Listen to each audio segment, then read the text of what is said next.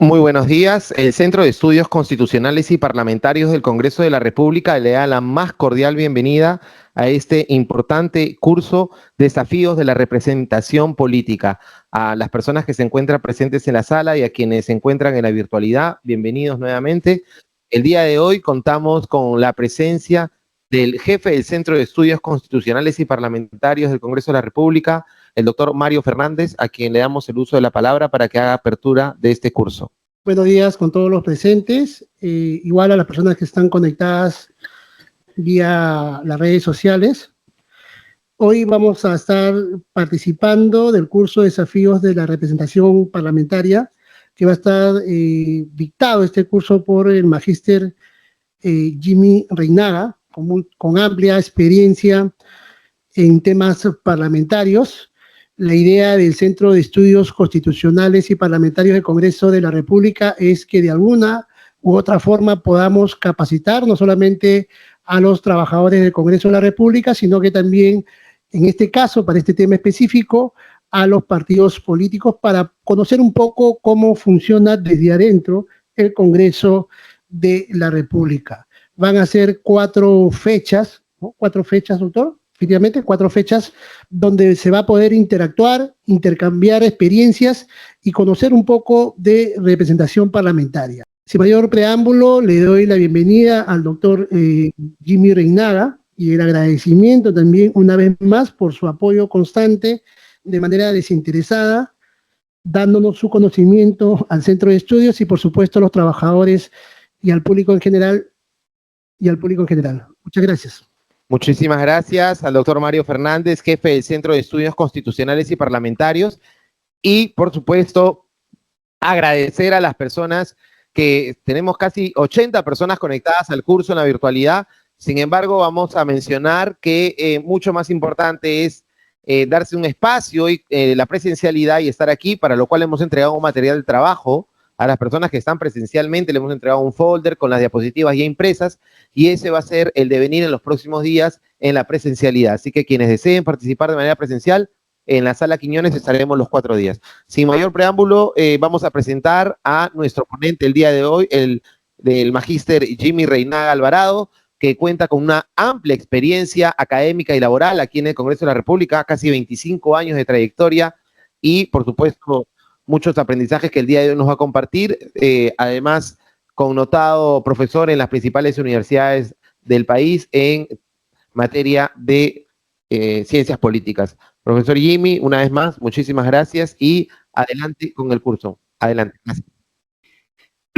Bien, quisiera comenzar por agradecer la gentil invitación que me hace el Centro de Estudios Constitucionales y Parlamentarios. Este tema, yo sé que estamos acostumbrados a guiarnos a la formalidad, que básicamente es nuestro marco de trabajo en el ámbito parlamentario, en este caso circunscrito por la Constitución Política y el reglamento del Congreso.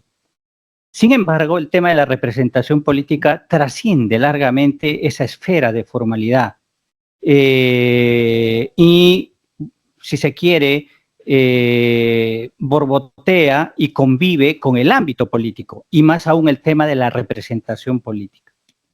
Por eso es que vamos a salirnos del marco formal para entender el ámbito político de la representación. Y aquí voy a hacer algunas precisiones, ¿no?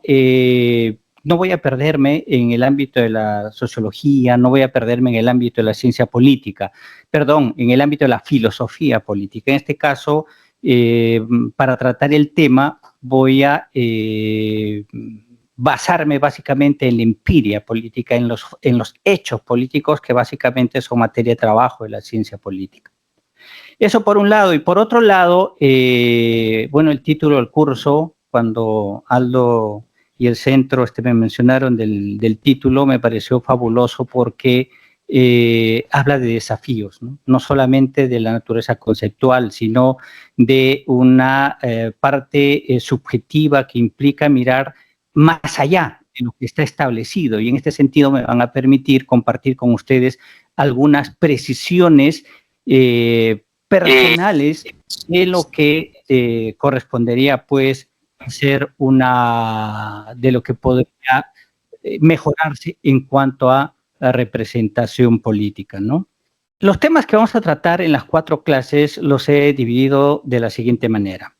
En la primera parte vamos a hablar básicamente de los temas referidos a la representación y la representatividad, ya que hay si se quiere, una confusión constitucional, académica, que hace que se interpreten y se mezclen estos conceptos que son fundamentales para entender el buen ejercicio de la representación política. Incluso hay posturas académicas, posturas profesionales que difieren largamente. Tenemos que solucionar eso ahora para poder ingresar de manera específica a tratar el tema de la representación política. El segundo aspecto, la segunda clase, nos vamos a referir básicamente a la historia de la representación política. ¿Por qué? Porque a nosotros nos arrojan un instrumento formal del ejercicio del poder político, ¿no? Pero esto tiene un proceso de formación largo que implica concesiones, conquistas frente al poder político y nace largamente en otras realidades y por siglos. Estoy hablando básicamente de Inglaterra, de Francia, de España, ¿no? Entonces es necesario entender cómo es que se gesta esta forma de gobierno, ¿no? Para entender la naturaleza, a qué responde. No, pues no se trata simplemente de un constructo jurídico, sino se trata de una institución que encausa la dinámica de las fuerzas políticas. Como tercer punto, o como tercera clase, he considerado desarrollar el tema de la gestión de la representación desde la perspectiva democrática. ¿Por qué? Porque hay formas de ejercer la representación política desde la manera tradicional, antigua, y una forma contemporánea, ¿no? ¿Por qué? Porque hay nuevos actores en el escenario político que cambian radicalmente la postura de quien ejerce la función de representación política. Me refiero al ciudadano. El ciudadano en nuestro país, básicamente, en términos de democracia universal, no tiene más allá de 50 años. Sin embargo, la forma de ejercer representación política, bueno, pues todavía responde a esquemas muy tradicionales, ¿no? Quienes hayan leído, alguien de Piura, quienes hayan leído El Honorable Ponciano, que es una novela peruana muy política, que es el equivalente al Fouché peruano, se van a dar cuenta pues que todavía seguimos ejerciendo política en ese aspecto, ¿no? Con esas costumbres, con esas dimensiones, con esas, si se quiere, taras. Y en la última clase vamos a desarrollar el tema de la gestión de la representación política en el Parlamento. El marco constitucional, el marco reglamentario, bueno, pues las formas de cómo se podrían mejorar teniendo en consideración que vamos a experimentar una nueva etapa. Vamos a ingresar a un sistema bicameral que implica pues el ejercicio político de distinta manera, ¿no? Vamos a ver que el performance político del senador al performance político del diputado es diferente. Sin embargo, nuestros congresistas han actuado aleatoriamente, confusamente, asumiendo, pues, si se quiere, posturas y estilos del senador y posturas y estilos del diputado, ¿no? Por muchos problemas. Entonces, yo les voy a pedir paciencia, que van a tener preguntas, es que no es que todo vamos a abordar en esta primera clase, y en este punto vamos a concentrarnos básicamente a entender la diferencia entre representatividad y representación, que es fundamental, que en términos coloquiales, un poco para ir preparando el ambiente, la representatividad es algo así como el automóvil, ¿no? Que puede ser un Volkswagen, un Ferrari, un Lamborghini, que puede ser un parlamento inglés, un parlamento estadounidense, un parlamento peruano, y el ejercicio de la representación política es el chofer que conduce el auto, que puede ser pues el chofer del chosicano o del ¿cómo se llama? El que va por la vía de evitamiento, el chinito, o puede ser pues un piloto de Fórmula 1 o un piloto de un taxi elegante de Inglaterra, ¿no? Entonces, básicamente hay que entender esta diferencia porque gran parte de los problemas en el ejercicio de la representación política pasa por esa confusión. Pero ya entrando ahora en materia, en el tema del día de hoy, que es el de representatividad y representación política, vamos a abordar esos 4 temas. La forma de ejercer el poder, retrocedamos por favor. Delia, retrocedamos por favor. Ahí estamos, el sistema político y la forma de gobernar, representación y representatividad, o al revés. La representación en el sistema unicameral, cómo va a ser la representación en el sistema bicameral. Aquí hay algunas perspectivas, algunos desafíos que de mi perspectiva debemos superar. Y finalmente la diferencia entre legalidad y legitimidad, que es un tema también crucial para el ejercicio eficaz de la representación política. Los abogados usualmente inducen a confusión, ¿no?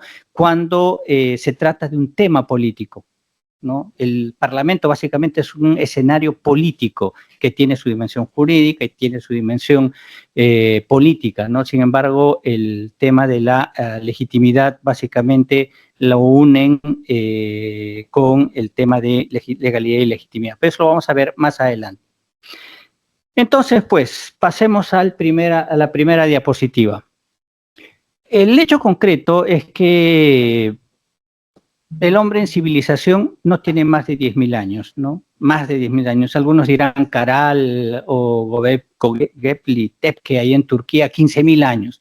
Desde entonces se han ensayado muchas formas de gobierno, basadas en la fuerza, en la tradición, en la herencia, etcétera, diferentes criterios. Y uno de los conceptos fundamentales, uno de los constructos, digamos, que no tiene tampoco más allá de 200 años, es la democracia.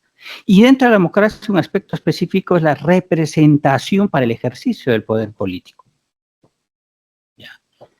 Pero aquí debemos distinguir el discurso político del discurso real. ¿Para qué se ejerce el poder político? Básicamente, en términos simples, empíricos y reales, básicamente para 2 cosas, que es la fijación de metas colectivas para una sociedad y la asignación autoritativa de valores. Cualquier tipo de valores, desde conchas de Spondylus hasta oro, estatus, etc. Lo demás son consideraciones ideológicas, políticas, jurídicas, morales. En términos simples es eso, el ejercicio del poder político, ¿no? Una de las formas democráticas es a través del representante. ¿Ok? Entonces, vamos a la siguiente diapositiva. El término de representación, como es un tema complejo, tiene dimensiones políticas, tiene dimensiones jurídicas, tiene dimensiones simbólicas, ha sido tratado por muchos autores en diferentes aspectos. ¿Podemos avanzar una diapositiva más? Y en el respecto hay bastante material, bastante bibliografía, que en este caso, como este es un tema, no es un tema nuevo, en el Centro de Estudios Constitucionales y Parlamentarios, de hecho, se ha venido dictando un curso online desde el 2011 y se ha ido investigando, pues se ha ido recurriendo a las fuentes y a los autores, ¿no? Y en este sentido resulta familiar hablar de este tema, ¿no? Y más aún teniendo una experiencia. Si regresamos una diapositiva, en términos fácticos, podemos regresar. Me encontré con esta famosa frase, adelantemos una, por favor. Esta frase con el despacho de un congresista. Este es un problema serio. De hecho, fue en la oficina de un parlamentario en el 2001, sí, 2001, 2002, que luego fue presidente del Congreso. Imagínense ese pensamiento, ¿eh? No se representa. No se atiende a nadie, se representa a la nación. Claro, en una ficción jurídica procede, ¿no? De hecho, nosotros lo decimos muy alegremente, sí, el Parlamento representa a la nación. Es más, el parlamentario se irroga la representación de la nación, cuando en términos reales ni siquiera puede presentar un proyecto de ley. Pero yo sé que estoy siendo un poquito desafiante en las afirmaciones, pero vamos a ir desarrollándolo y una vez que hayan escuchado los argumentos podemos absolver las preguntas del caso, ¿no? Lo cierto, pues, que este tema es necesario entender. ¿Por qué? Porque de eso va a depender cómo ejerzo yo la representación política. Siguiente diapositiva. Uno más, por favor, Delia. Aquí vamos a entender la diferencia entre representación y representatividad. Una primera introducción, ¿no? ¿A qué nos referimos con representatividad? Haciendo un símil antes de entrar a desarrollar estos temas. La representatividad es algo así como la radiografía y la representación es como la tomografía. La representatividad es estático, mientras que la representación es dinámico. En este caso, cuando hablamos de representatividad, lo que hace es referirse a una calidad, a una condición, a una capacidad. ¿Para qué? Para justamente decir que está representando algo, que puede responder a una fotografía, que puede responder a una carta que autoriza una representación. En este sentido, es formal y se materializa en instituciones y personas que gozan de tal condición, a diferencia de la representación. La representación básicamente es acción.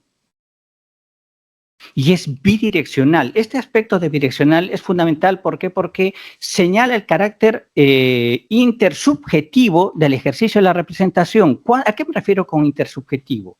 Descansa en la actitud del representante y en la mente del representado. Es decir, tiene que haber una correlación. No basta con que la Constitución o no basta con que el Jurado Nacional de Elecciones diga y expida su credencial, es tu representante. Para efectos de la representación es necesario que el ciudadano lo sienta así. ¿Por qué? Porque ese es un factor fundamental que va a derivar en la legitimidad del ejercicio de la representación política. En este sentido, pues, no solamente corresponde al ámbito formal, sino corresponde al ámbito de la realidad. Y es procesal. ¿Por qué? Porque se construye, se alimenta o se destruye. Vamos a ver que esto es un aspecto fundamental, porque si me das una representación de 6 años, me olvido.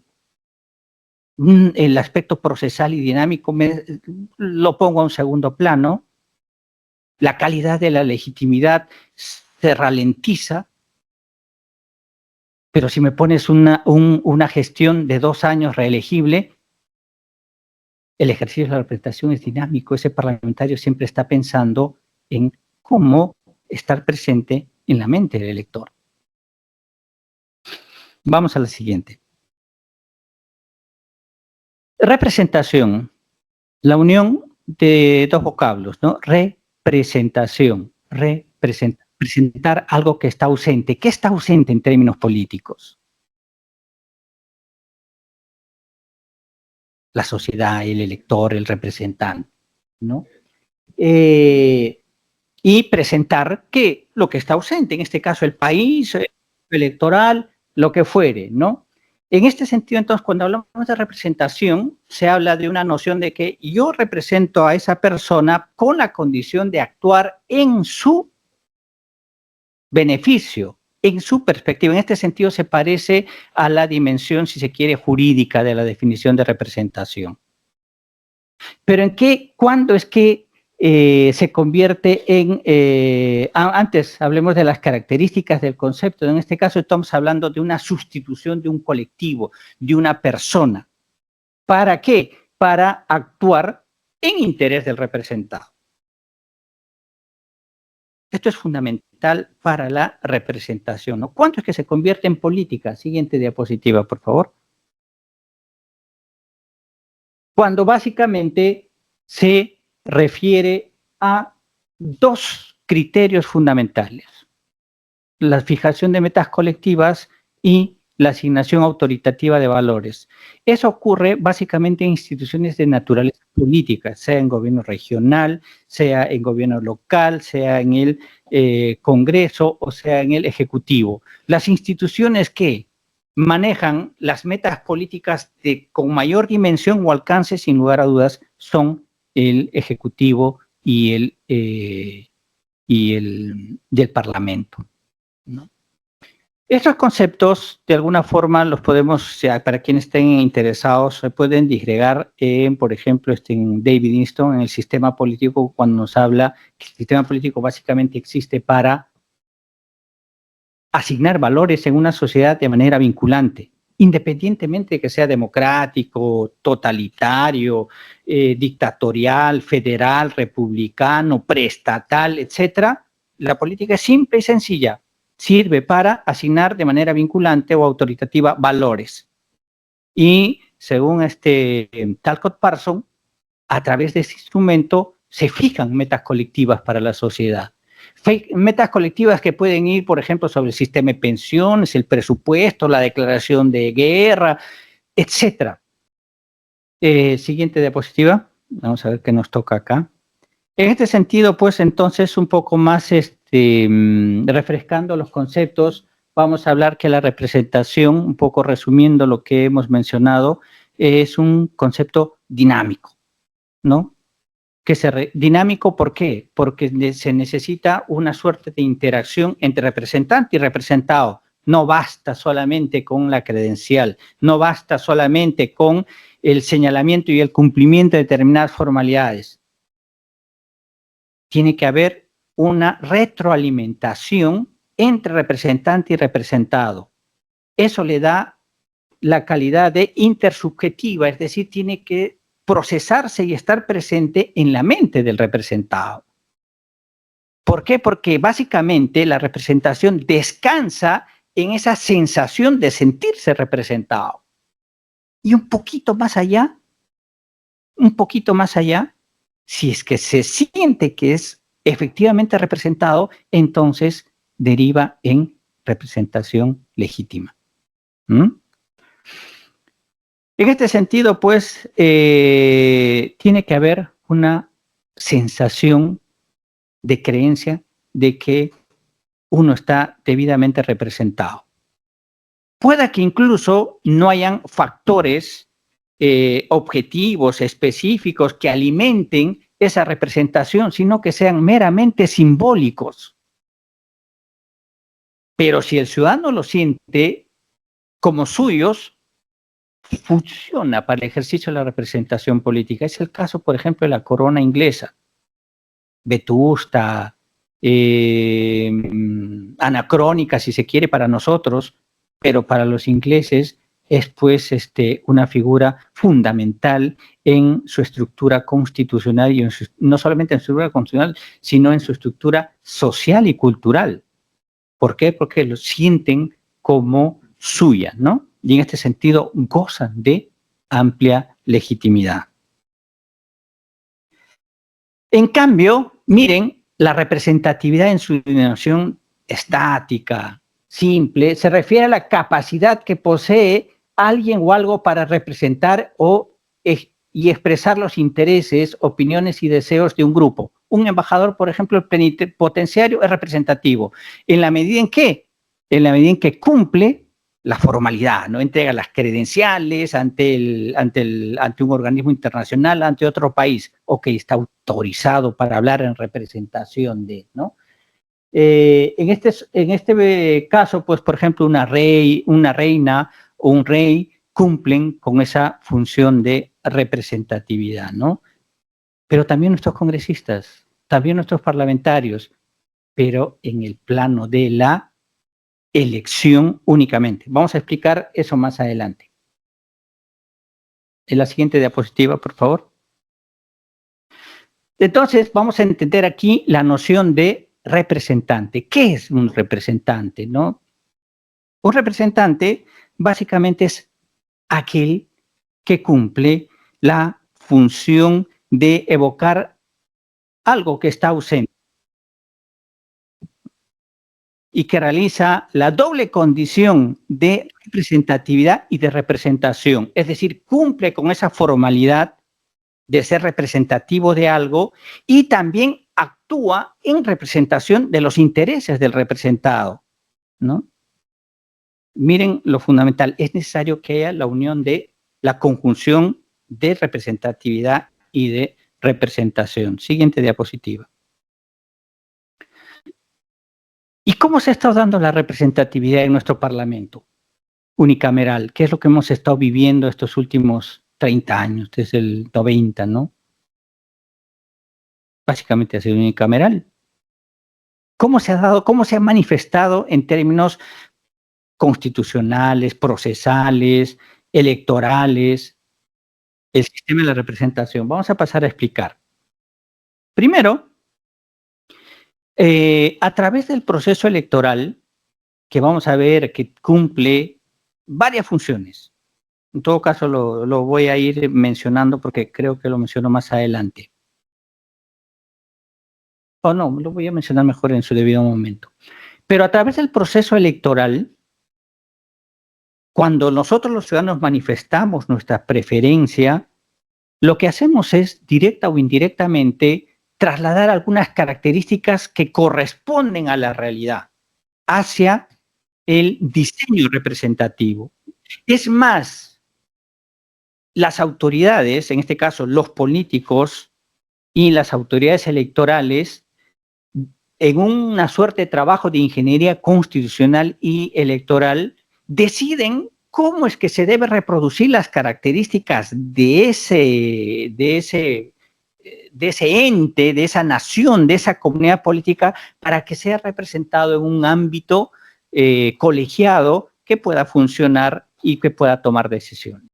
A través de ese diseño, que se materializa en una ley de partidos políticos, en una ley electoral, y a través del proceso manifestado por el ciudadano, básicamente al menos se traducen 3 características que hacen que se garantice la representatividad de la colectividad, comunidad, nación, país, en un ente colegiado. ¿Cuáles son esas 3 características?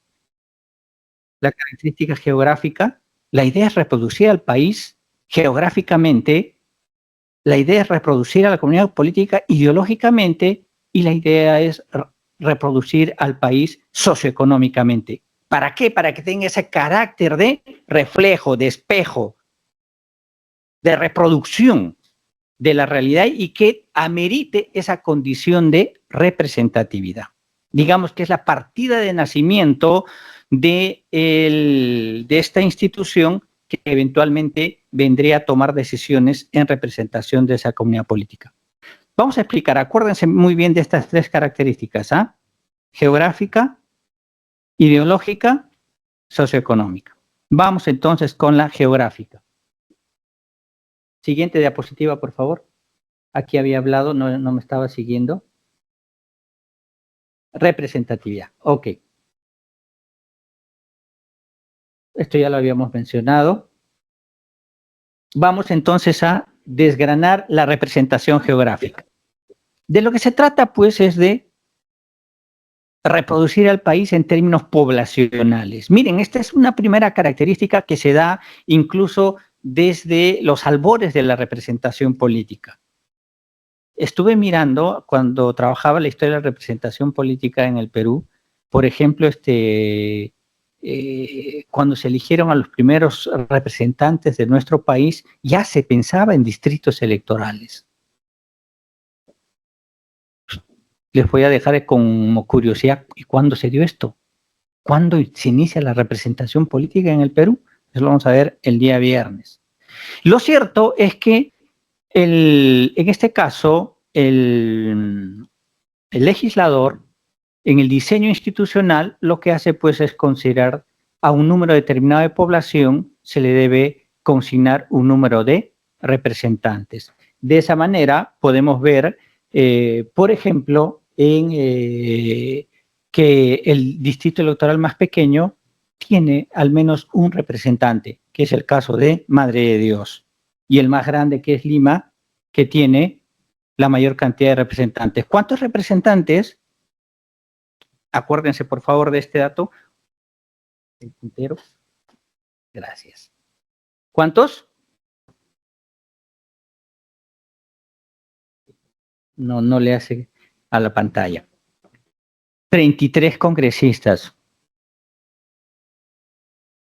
¿Y esto por qué se hace? ¿Por qué se fija esta cantidad? Probablemente desde el punto de vista formal, la respuesta sencilla es, es la voluntad del legislador, pues. Y probablemente baste, pero no. Hay criterios que en teoría política hablan de la eficacia del ejercicio de la representación política, porque generalmente es una especie de trabajo, ¿no? Es como tener una comisaría. ¿Cuántas comisarías, por cada cuántas personas debería haber una comisaría? ¿Por cada cuántos médicos, por qué determinada población debería haber un médico? Igual en términos de representación. Un congresista, ¿a cuántos ciudadanos debe representar para que lo haga eficaz y eficientemente? Eso lo vamos a ver más adelante, pero lo cierto es que el legislador en su momento consideró estas características, ¿no? Ahí tenemos, incluso uno más podemos ver, los peruanos en el exterior tienen 2 representantes, creo que son 3,5 millones de peruanos que están en el exterior, pero bueno, ahí tenemos tenemos distritos, el único distrito electoral grande, Lima, distrito electoral mediano, los de 7 y los de 6, y los de 5, y los distritos electorales pequeños de 3 y de 2. Entonces, de esa manera, estamos garantizando la reproducción del país en términos geográficos, como un rompecabezas, ¿no? Vamos a la siguiente diapositiva. La reproducción del país en términos ideológicos. Pregunto, ¿cuál es la función de la OMP? ¿Alguien quisiera contestar? ¿Cuál es la función de la OMP? Esta es una respuesta, por ejemplo, de abogado, ¿no? Una respuesta de politólogo es contar los votos. En términos simples, contar los votos. La idea es que se tiene que diseñar un conjunto de instituciones que permitan contar los votos de manera eficiente y eficaz. Puede haber 1, 3, 5, puede hacerlo el Congreso, lo que fuere. Pues, lo cierto es que la idea es que hay que contar los votos. ¿Para qué? ¿Para qué? Por ejemplo, ahí en mi cuadrito menciono y digo, ¿no? Por ejemplo, luego de contar los votos, 40% de la población piensa, vota y se siente identificado ideológicamente con el partido A. 30% con el partido B, 20% con el partido C y 10% con el partido D. Esa composición ideológica debe reproducirse en la composición del Parlamento. Hay precisiones de la cifra repartidora, cuestiones técnicas que no vamos a abordar en el tema porque no es materia de esta exposición. Pero lo cierto es que, miren, estamos pasando de la reproducción geográfica ahora a la reproducción ideológica. ¿Y cuál era la tercera?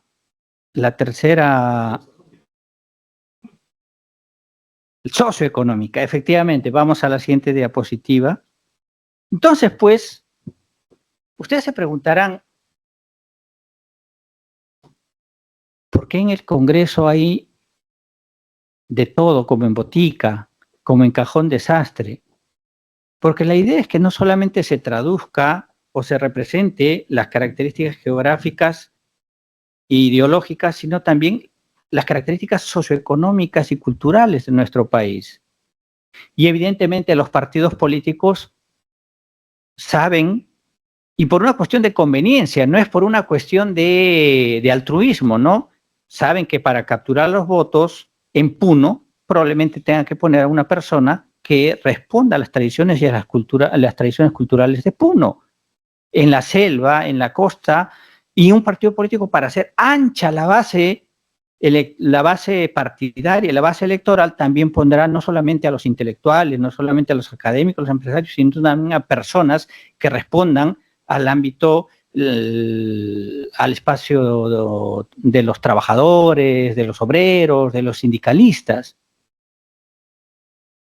En nuestro caso, en nuestro país, a través del voto preferencial, nosotros tenemos esa facultad de poder alterar esa posición que nos presentan los partidos políticos, muy distinto a las listas únicas, ¿no?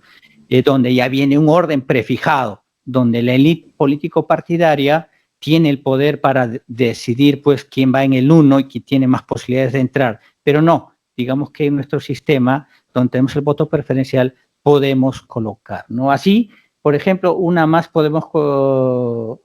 O hagamos un ejercicio mientras Delia pasa uno más. ¿Alguien de algún departamento?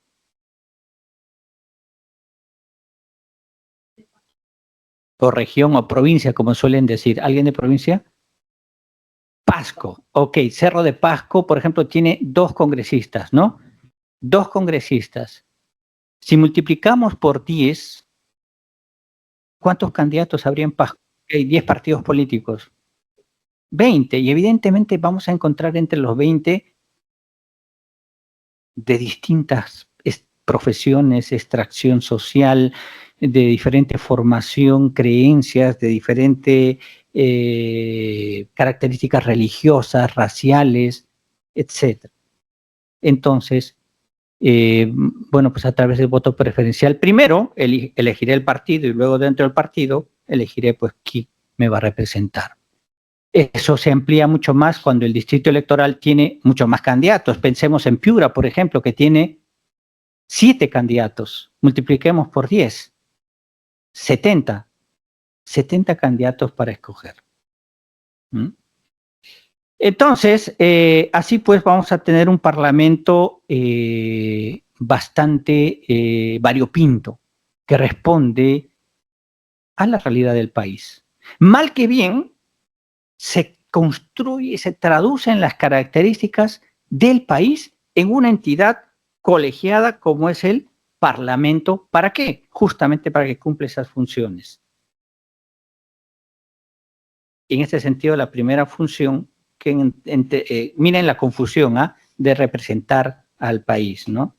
Representar, de hacer representativo el país, ¿no? ¿Por qué? Porque la representación es más dinámica, ¿no? En todo caso, dejemos en representación, que no solamente se queda en este aspecto. Aquí un poco aclarando la confusión. Para muchos autores, incluso funcionarios antiguos de acá del Parlamento, un poco tradicionalistas, la sola condición de esas características ya hace al Parlamento legítimo. Y en eso radica la función de representación. Y eso hace que puedan ejercer la función de legislación y de fiscalización. Ya es un parlamento, reproduce las características geográficas, demográficas, socioeconómicas, por consiguiente es legal, es legítimo, es representativo, ejerce la función de representación y debe dedicarse únicamente a la legislación y al control político. Para muchos funcionarios, incluso dicen, no deberían distraerse con mirar a la población.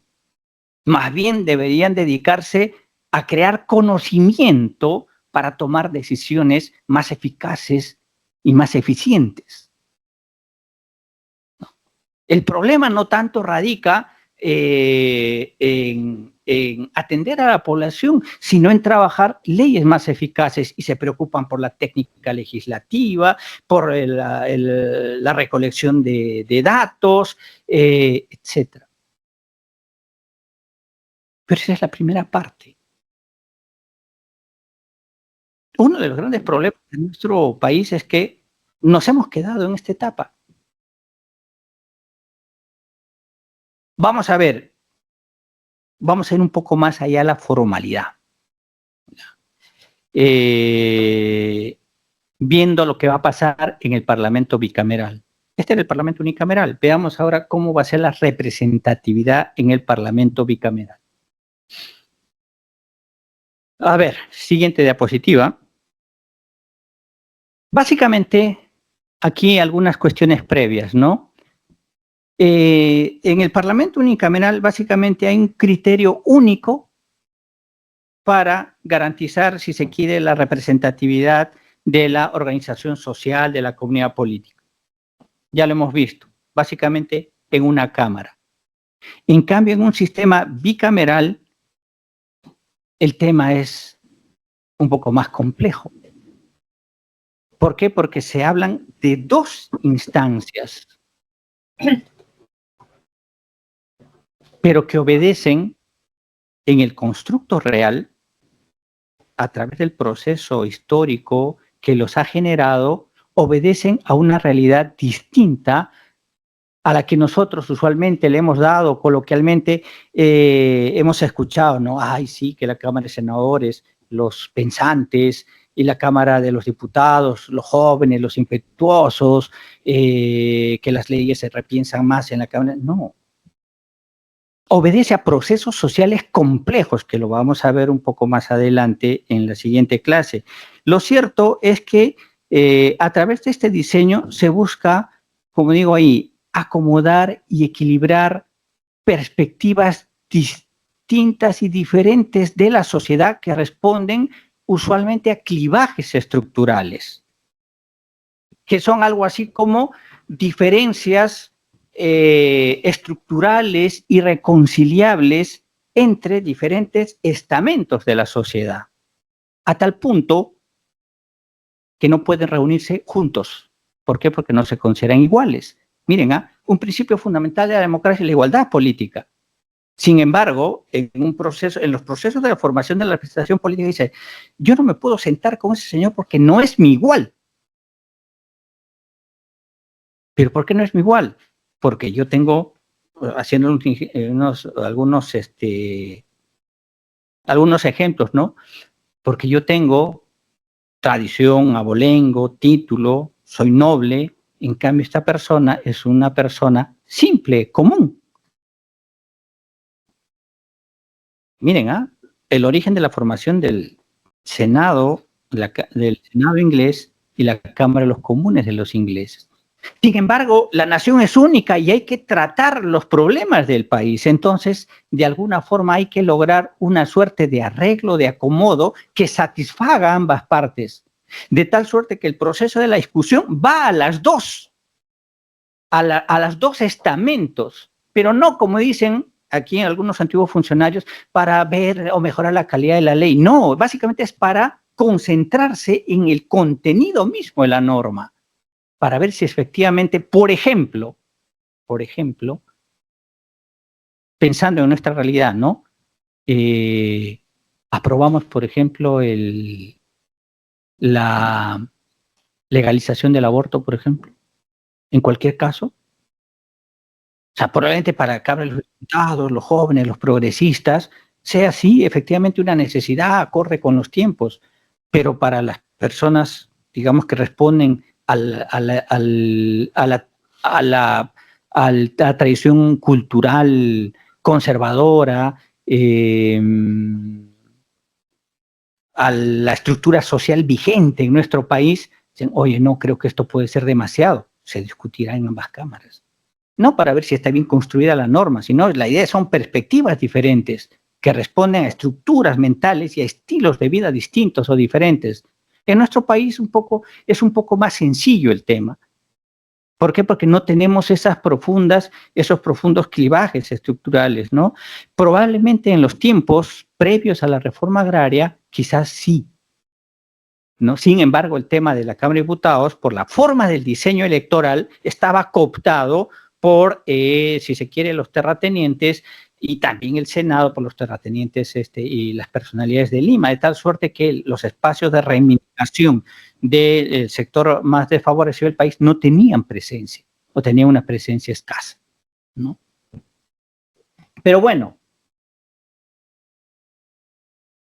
entonces la idea es garantizar una visión unitaria de la comunidad política. Esto es otro tema, ¿no? El Senado, mientras que los diputados tienen una visión regionalista, particularista, que puede inclusive circunscribirse a un distrito específico, el Senado coteja, mira y juzga desde una perspectiva nacional, desde una perspectiva de los intereses, si se quiere, que son más convenientes para el país. Pueden ser, por ejemplo, representantes de estados federales, Miren, piensen en Argentina, en Colombia, ¿no? Oye, son estados, finalmente se reúnen, pero no para pensar en función de su estado, sino para pensar en este caso en el país de Argentina, de Colombia o de Estados Unidos. Entonces la idea es brindar una visión unitaria de los intereses de un país.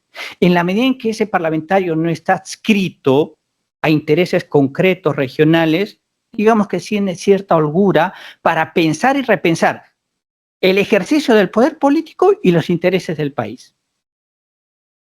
Eso lo vamos a ver más adelante. Siguiente diapositiva, por favor. Entonces, la representatividad. Aquí, siguiente diapositiva. Siguiente, por favor. ¿Cómo va a ser la representatividad en el Senado? Primero, vamos a ver que Lima va a tener 4 senadores. Cada departamento va a tener un senador, que en términos prácticos estaría duplicando la representatividad de los diputados. O sea, misma procedencia, mismo origen, tanto para los diputados como para los senadores.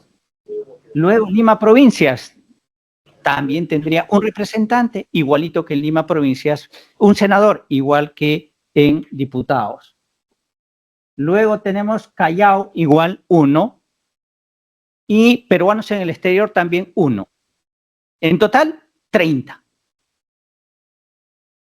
Y todos los demás restantes se van a elegir, los 30 restantes, en un distrito electoral único.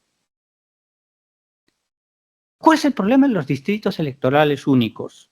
Si son distritos electorales únicos grandes como una nación, la representación política se difumina, desaparece. ¿Por qué? Porque es bien difícil representar a 30 millones de personas. Represento a todos y a nadie a la vez.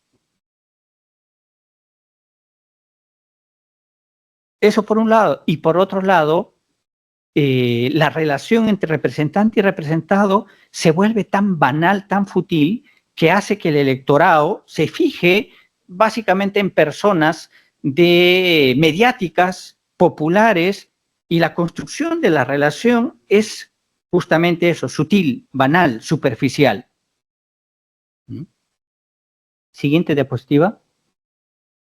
Entonces, lo que vamos a tener básicamente es una entidad ideológica que va a reproducir también las características, ¿no?, ideológicas del país. En este caso, abajo he puesto un pequeño senado de 60 personas que también a través de en algunos casos, en el caso, por ejemplo, de los distritos electorales donde haya un solo candidato, se van a presentar 2, ¿no?, por este tema de la paridad de género, ¿no? Pero lo cierto es que vamos a tener 60 candidatos. Siguiente diapositiva. Aquí quisiera detenerme un poco, ¿no?, en la naturaleza socioeconómica. Como los distritos electorales son amplios en la Cámara de Diputados, los partidos políticos se van a esmerar en colocar una oferta variada de candidatos, ¿no?, invitados, militantes, etcétera, que van a responder, si se quiere, a esa variedad cultural, a esa variedad variopinta de nuestro país. ¿Para qué? Para que el electorado se refleje y pueda escoger cómodamente. En cambio, en el Senado va a ser un poco complejo. ¿Por qué? Si vemos en la pirámide, como son pocos cargos, en Lima, por ejemplo, vamos a tener 4 cargos. Lo más lógico es que los presidentes de los partidos o los secretarios generales de los partidos se postulen para el Senado. Máxime si tienen la posibilidad de postularse para la presidencia de la República. Pueden postularse para la Cámara de Senadores o para la Cámara de Diputados. Lo más probable es que lo van a hacer para la Cámara de Senadores. En este sentido, también en los departamentos va a haber un solo candidato, y lo más probable es que quienes tienen, digamos, experiencia, llegada con las élites políticas para convertirse en el candidato número 1. Básicamente quienes tienen cierta llegada a la élite política del partido político, y usualmente son quienes ya tienen algún trabajo previo. Y me refiero a los exgobernadores, congresistas, ahí vamos a encontrar incluso militares de provincias que van a postularse. Y vamos a tener, pensando en el distrito electoral único, ¿se imaginan quién es sacar en provincia 20.000 votos, 50.000 votos? De por sí es un poco complicado, ¿no? Pero imagínense sacar 100.000, 200.000 votos, 300.000 votos en todo el país. Quienes han hecho campaña en provincia se van a dar cuenta que es más o menos simple, no simple, diría que es un poco más sencillo hacerlo en una región. ¿Por qué? Porque tienes provincias, conoces más o menos a las personas, a las localidades, a quienes te puedes acercar. Pero cuando tienes que hacer campaña a nivel nacional, solamente tienen experiencia ahí los candidatos a la presidencia de la República. Cuando vayas a visitar, no sé, para dirigirte a Tacna, Piura, ¿por dónde vas a comenzar? ¿A quiénes te vas a dirigir? ¿Cómo vas a capturar el voto? Lo más probable entonces va a pasar que el ciudadano también no va a poder identificar al ciudadano, al congresista que se postula pues por Piura, pero por distrito electoral único, sino va a ubicar a las personalidades, independiente de su ubicación, pueda que sea un exitoso ministro de Economía, por ejemplo, de Amazonas, ¿ya? Pero si es que ha sido mediático y te han tenido un episodio, no sé, pues que se ha transmitido en los medios de comunicación, que ha tenido titulares, o que ha sido, por ejemplo, un vicecampeón, por ejemplo, en mundial en vóley, lo tengo como referente, o ha sido un actor de telenovelas, o un cómico que todo el mundo conoce, entonces es muy fácil que los ciudadanos se identifiquen y digan, ya, yo voy a votar por él. Pero la relación que se construye, una vez más reitero, es fútil, es banal, es superficial, es anecdótica. Tan anecdótica como, por ejemplo, lo que pasó con una parlamentaria que en su momento fue vedette, pues, ¿no? Pero que porque se elegía en distrito electoral único en ese entonces, ¿no? Entonces, la relación es simple y a la vez perversa. ¿Por qué? Porque no contribuye al ejercicio de la representación política adecuada. Pero eso lo vamos a ver más adelante, ¿ya? Por favor, ustedes dirán, ¿por qué tanto cuestionas ese tema? ¿Por qué? Porque es el rompecabezas de la representación tiene varios componentes, ¿no? Y en este sentido es necesario que haya un nexo, un vínculo, que el ejercicio de la representación ancle en el representado. Y una de las características está en el diseño electoral. Es decir, si el diseño electoral nace fallado, por más buen ejercicio de representación que hagan los parlamentarios, la legitimidad y la popularidad del parlamentario va a ser precario. Yo he estado siguiendo a muchos parlamentarios de provincias desde bueno, ustedes saben, ya como lo mencioné en mi presentación, he visto pues pasar como 6, 7 parlamentos. Y en cada parlamento hay pues parlamentarios que ejercen representación política adecuada. Sin embargo, su correlato, el ciudadano que está al otro lado, siente que no lo representa bien. Hablan idiomas distintos. Y el diseño electoral tampoco ayuda. Voy a explicar por qué. Y aquí van la parte de la parte de los retos y desafíos de la representación política. Desde ya, el tema de la atomización de los partidos políticos es un problema complejo. Un sistema de partidos políticos sensato, moderado, es aquel que tiene pues de 4 a 8 partidos políticos. Aún así es difícil ejercer el poder político cuando hay varios grupos políticos. Pero si nosotros tenemos, en ese momento creo que habían, no sé, pues, ¿cuántos no alcanzo a ver bien? 25 partidos políticos a esa fecha. Entonces, no hace falta ser mago para darse cuenta que si se producen las elecciones en ese momento, vamos a tener entre 10 a 15 grupos parlamentarios. Eso de por sí ya implica serios problemas para la eficacia decisoria. ¿Por qué? Porque cada decisión se va a tener que conversar, negociar, o va a ser imprevisible los resultados, muy distinto cuando hay grupos políticos pequeños, hay alianzas políticas más o menos claramente establecidas y entonces el sistema se vuelve predecible, ¿no? Y es más fácil tomar decisiones. Pero en este caso tenemos 25 partidos políticos, retos, vamos a concentrarnos en el número 1, 25 partidos políticos, unos más grandes que otros. Este es un problema fundamental porque en puridad un partido político es una suerte de agregación, una suerte de comportamiento de la sociedad organizada para asuntos colectivos, más allá que los grupos de presión o los grupos de interés. La acción individual, la acción social, anómica, los grupos de presión, los grupos de interés, los partidos políticos.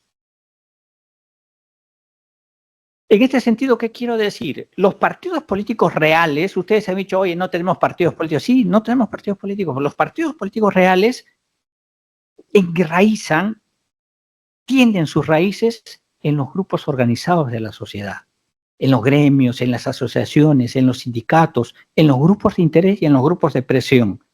Es decir, cuando deciden institucionalizarse y tener presencia permanente para poder expresar sus intereses y luchar por el poder político para poder implementar una perspectiva ideológica. Pero ¿qué pasa si yo me encuentro con mi amigo, por ejemplo, tengo mi empresa de gaseosas en todo el mundo y le digo, oye, tengo plata y tú tienes conocimiento, hagamos un partido político, juntemos firmas, ya pues yo tengo plata y tú conoces tú en el tema. ¿Eso es un partido político? Probablemente para la formalidad, para lo OROP, sí, si es que han cumplido pues con recabar las firmas, pero en términos reales, ¿cuál es su enraizamiento con la sociedad? Ese es un problema serio, ¿no? Por ejemplo, ahora en este momento no he puesto, pero creo que habría que ensayar y había que trabajar en los requisitos que deberían exigirse para la conformación de grupos de partidos políticos, ¿no? No deben circunscribirse a las cantidades, sino deben ver la dimensión dinámica para ver si efectivamente hay un germen de presencia y de representatividad viva de la sociedad. Segundo, separar la partidocracia,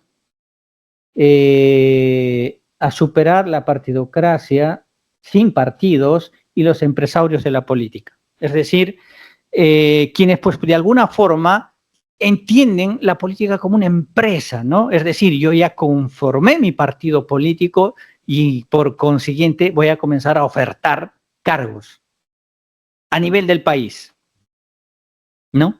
Entonces, bajo el eufemismo de aporte para campaña, digamos, se extiende un lugar en la lista electoral.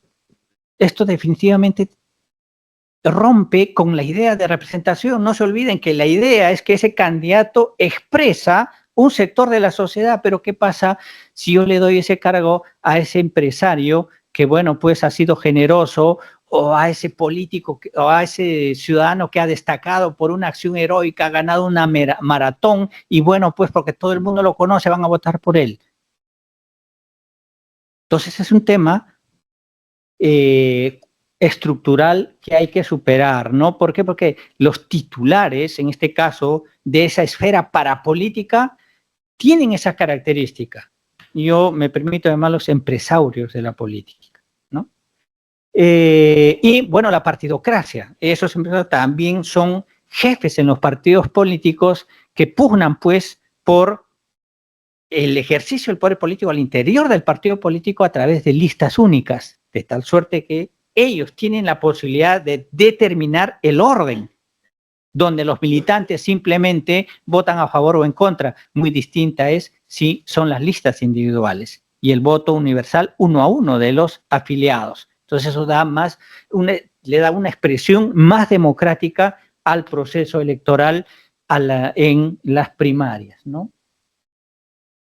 Impopularidad, como tercer punto, impopularidad del Parlamento y la clase política y la tentación del autoritarismo. ¿Qué pasa? Por un lado, la idea del Senado, justamente les había dicho que los líderes de los partidos políticos van a postular al Senado. En términos, en un parlamento sano, digamos, esto es correcto. ¿Por qué? Porque los líderes políticos de un país están presentes en el escenario de toma de decisiones, no se convierten en líderes en la sombra que, bueno, pues articulan, ejercen el poder bajo las sombras y pueden desautorizar a sus titulares, ¿no? Estoy ahí y luego, bueno, pues digo que haga y luego que no haga, se convierte en una especie de institución cooptada. Muy distinto es si ellos están adentro, ¿ah? Forman parte de la dinámica política. Se garantiza la transparencia de sus participaciones. Se hace previsible. Miren la importancia de que los líderes, a ver, pensemos, los líderes de los actuales partidos políticos, ¿forman parte de la dinámica política en el Parlamento? ¿Están presentes? ¿Son congresistas? En el caso del Senado, lo más probable es que pase. Pero digo, en un parlamento sano. ¿Qué pasa si es un parlamento como el nuestro que tiene 5%, 10% de aprobación? Ese es un riesgo terrible. ¿Por qué? Porque si como escenario político se agota, se desprestigia, pierde conexión con la realidad, entonces, ¿a dónde se acude? ¿Quién va a ser el referente para preguntar, consultar? Riesgo del autoritarismo, de instituciones corporativas que salgan ahí, que digan, pues, bueno, hay que rescatar al país, ¿no? Pero lo ideal, desde la perspectiva democrática, lo ideal es que los líderes políticos estén presentes en el escenario político, institucional, formal, como es el Parlamento. La atomización y fragmentación de la representación política. Y no alcanzo a ver. El tener muchos grupos parlamentarios, evidentemente, va a ser más precaria la toma de decisiones. Muy distinto es, por ejemplo, piensen un ratito en un parlamento bicameral. Perdón, en un parlamento bipartidista, donde hay una mayoría y una minoría. Caso inglés, caso americano. Se sabe que la mayoría manda y la minoría fiscaliza, controla. Se sabe que la decisión que el presidente toma en el Parlamento se ejecute, perdón, en el Ejecutivo. Pero ¿qué pasa si tienes 10 partidos políticos, 10 grupos parlamentarios que después se transforman por esa cáncer de la democracia que es el transfugismo en 14 grupos parlamentarios que ya no responden a un electorado específico, sino a expectativas muy privadas o particulares? Se hace un escenario imprevisible y alejado de todos los cánones de la democracia representativa. El otro aspecto, si hay esa impredecibilidad de la toma de decisiones con tantos grupos parlamentarios, imagínense en el íter, en el corsi-ricorsi de los temas legislativos o de las decisiones entre el Parlamento, entre la Cámara de Diputados y la Cámara de Senadores. Les había dicho que la naturaleza del bicameral responde a cuestiones estructurales, ¿no? Si hay que hacer cambios estructurales a la sociedad, hay que pensarlo bien. Los jóvenes querrán, o la Cámara de Diputados propondrán, discutirán 1 o 2 semanas, luego va a pasar a la Cámara de Senadores, los medios de comunicación se enteran, dan su opinión a través de los comentaristas, otros 15 días para que la Cámara de Senadores se pronuncie, se repiensa, se dan nuevos argumentos, la ciudadanía se convence o no se convence y luego se manda al Ejecutivo. Eso de por sí ya ralentiza la toma de decisiones. En un país que requiere decisiones rápidas, eso va a ser un problema.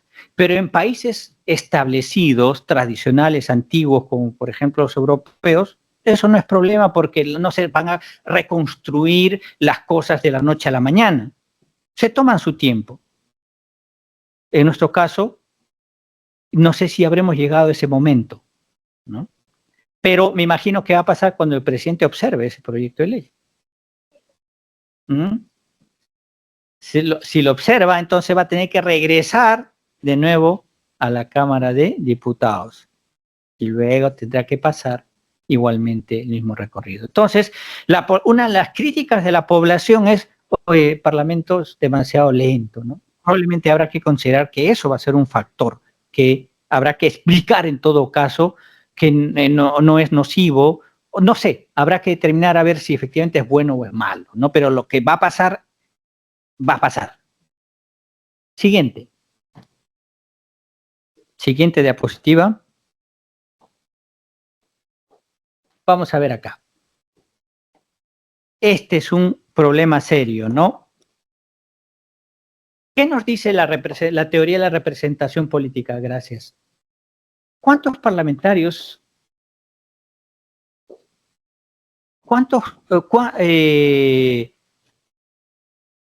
un parlamentario, cuántos ciudadanos puede atender bien? La idea es que justamente partamos de ese ejercicio, ¿ah? Si vamos a construir un sistema, partimos no de cuánto le vamos a dar al departamento, a la región, no, sino a cuántos ciudadanos va a atender. Entonces, la teoría política dice a cuántos parlamentarios, a cuántos ciudadanos podría atender correctamente, adecuadamente. La teoría dice de 80.000 a 160.000 ciudadanos. Un ejercicio, más o menos, donde un parlamentario pueda responder adecuadamente. Más aún, si bajamos un poco las cifras, cuando hablamos de ciudadanos, estamos hablando de, hay que bajar las cifras porque ahí descontamos en cierta forma a los jóvenes, porque la población, los jóvenes representan un porcentaje de la población ante el cual el parlamentario no se va a dirigir, raramente va a asistir. ¿Por qué? Porque no son un electorado directo. Segundo, esa población se reduce un poco más porque tu trabajo lo puedes concentrar en familias. Entonces el jefe de familia, hombre o mujer, te aglutina 4 o 5 personas. En Purí estamos hablando, pues, que un parlamentario estaría trabajando con 40.000, 60.000, 80.000 personas. Eso permite un ejercicio adecuado a la representación. Pero ¿qué pasa si tienes un parlamentario como el de Lima actualmente, que representa a 11 millones de habitantes? ¿A quién representa ese parlamentario? ¿A quién se dirige? A todos y a nadie a la vez. Su actuación es tan etérea, tan general, o a veces es tan específica, pero que no es posible anclar, identificar claramente, de tal suerte que el ciudadano diga, ese parlamentario hizo esto por esta localidad, o lo conocemos acá, o nos ha visitado, hablado. Sino que un poco cuando uno tira semillas en un campo y otro campo, y bueno, pues, y no vuelve a cultivarlas. Entonces, aquí la idea es Uno, para que el sistema de representación adecuado funcione, tiene que tener distritos electorales construidos convenientemente. Se tienen que construir los distritos en función de la población, no en función de los límites territoriales. Yo no sé si esto es una facilidad que los líderes políticos recurren, pues, ¿no?, a los límites políticos de las regiones, ¿no? Cuando no, hay que hacerse el trabajo de ingeniería electoral para identificar distritos electorales de tal suerte que el ejercicio de la representación se haga efectivamente. Otro criterio fundamental, que es, se debe generar un clima permanente de elección. Pero ¿qué pasa si tienes un pensamiento que dice, no, ya están elegidos, ahora deben dedicarse a legislar y olvidarse de su pueblo? Es más, todo el recurso, la infraestructura que se le otorga al parlamentario es básicamente para que se dedique a elaborar leyes, ¿no? Un proceso legiferante ahí donde, bueno, pues se construyen, fabrican leyes que a veces no corresponden o no obedecen a intereses, necesidades, deseos o aspiraciones específicos de su electorado, sino simplemente, bueno, pues porque hay personal que tiene que ocuparse y tiene que producir leyes, pues, ¿no? O proyectos de leyes. Entonces, ¿cómo tú vinculas a cómo anclas a ese parlamentario con su distrito electoral, creando un clima permanente de elecciones? ¿Y cómo se hace eso? De tal suerte, por ejemplo, miren, no nos compliquemos, porque al fin y al cabo nosotros no hemos inventado este tema, ¿no? De hecho, ya funciona y funciona bien en otros países. El mandato de los diputados, como es en Estados Unidos, 2 años. Debería durar 2 años. Reelegible 1, 2, 3, 4, 5, las veces que, y hay que corregir ahí el término, no es reelegible, no es susceptible de postulación a reelección, porque el ciudadano piensa cuando dice, oye, el parlamentario se puede reelegir, piensan que es una atribución que tiene el Parlamento. No, es una prerrogativa del ciudadano. Es el ejercicio de la libertad del ciudadano de poder reelegir a su representante si quiere, si ha hecho bien las cosas. En este sentido, el ciudadano puede, siendo estrictos en el respeto de la libertad del individuo para la elección de sus representantes, podría reelegirlo las veces que quiera. Pero bueno, el legislador pues dice, creo que 3 veces está bien, 4 veces está bien, ya está. Bueno, eso dependerá del ciudadano, pero hay un tope. 3 veces o 4 veces como en Inglaterra. Entonces ese parlamentario, como sabe que hay elecciones cada 2 años, desde que ingresa está pensando en, oye, ¿cómo respondo a mi electorado? ¿Cómo hago que mi electorado esté presente, me quiera, me acepte, me escuche, sienta que soy su representado? No se olviden que el ejercicio de la representación, le digo, es una sensación intersubjetiva que descansa en la mente del ciudadano, que se materializa en el voto. En este sentido, la elección es una herramienta del ciudadano por excelencia para castigar o para premiar. Puede ser también, por ejemplo, la renovación por tercios, podría ser un mecanismo, habría que ver. A diferencia del Senado, ustedes se preguntarán, ¿y por qué el mandato del Senado es de 5 o 6 años? ¿Por qué? Porque básicamente la visión es unitaria y de Estado. No necesariamente estoy pensando en vincularme con mi elector, pero estoy pensando en lo que es bueno para la región o para el país o para el Estado. Y me concentro básicamente en el ejercicio del poder político. ¿Para qué? Para que el partido político tenga vigencia, tenga permanencia, tenga capacidad para poder implementar y cumplir con la plataforma de gobierno que se ha ofrecido. En ese sentido tiene un performance y un estilo completamente distinto al ejercicio de los diputados. Pero ¿qué pasa si me presentan los mismos distritos electorales?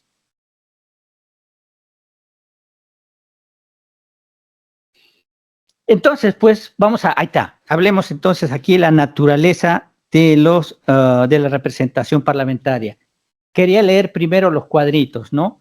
Desde el punto de vista jurídico formal, y lo que nos enseñan es, oye, la diferencia entre diputados y senadores.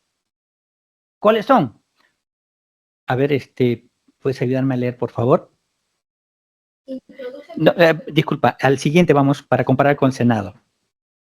Los senadores representan unidades geográficas más amplias como estados o provincias. Ok, entonces hagamos un paréntesis ahí. Los diputados representan a circunscripciones electorales más pequeñas, que pueden ser distritos, provincias, hay hasta incluso regiones. Pero los senadores no pueden tener la misma base electoral que los diputados. En el ámbito nacional. Efectivamente, aquí sí se le otorga a la Cámara de Diputados la iniciativa legislativa. En este caso, el Senado no la tiene. Básicamente es una Cámara revisora, pero sí tiene funciones especiales, ¿no? Como ratificar a otras autoridades del Estado, ¿no? Siguiente. Según nuestra ley electoral, diputados y senadores tienen los mismos años. ¿Con esto qué quiero decir, estimados? Pero aquí faltan algunos comentarios, ¿no? Vamos a ver, pues entonces, que esto va a dar lugar. Estas características no están diseñadas por gusto, no porque responden a la naturaleza del distrito electoral, responden a la forma de hacer política. En este caso, lo primero es cómo hago que funcione el Parlamento, ¿para qué estoy eligiendo estas autoridades? Diputados, básicamente, ejerce un liderazgo y una actividad individualista que hace que se vincule, ejemplos, con el mercado del vecindario, con la comisaría del distrito, que asista al desfile escolar, que recoge el problema de los agricultores del distrito electoral. Es un actor político individualista por excelencia que va a cumplir esa labor de mediador entre la sociedad y el Estado, pero en términos específicos, reales y empíricos con su distrito electoral. En este sentido, es dinámico, está permanentemente en movimiento. Probablemente les dije, desde que se inicia, hay un clima electoral, instalo 1, 2, 3 oficinas en mi distrito electoral, atiendo a los ciudadanos y estoy permanentemente leyendo la temperatura de mis electores para, en función de eso, expresar mi opinión en las sesiones plenarias. Es un estilo. En cambio, el senador es un hombre de partido político. Es un hombre que está viendo básicamente negociaciones para hacer que las decisiones se implementen. Participa, ya sea en alianzas con los demás grupos políticos en el Parlamento, asistiendo a embajadas, reuniones con el Ejecutivo. Es decir, la preocupación es más estructural, de tal suerte que su ejercicio no es tanto la legitimidad con el electorado, sino que el ejercicio del poder político sea eficaz para el partido y también, obviamente, para el diputado. En este sentido, eso va a marcar la pauta y el background y el estilo del diputado y el senador. Pero si tenemos los mismos distritos electorales, más las mismas funciones, vamos a tener un sancochado, ¿no? Bien, entonces aquí va. Miren ahí, siguiente diapositiva. Miren ahí nomás, Delia. Ahí no, ¿podamos retroceder uno? Ahí nomás. Miren, esa es la población electoral por región. Eso está mal, pues.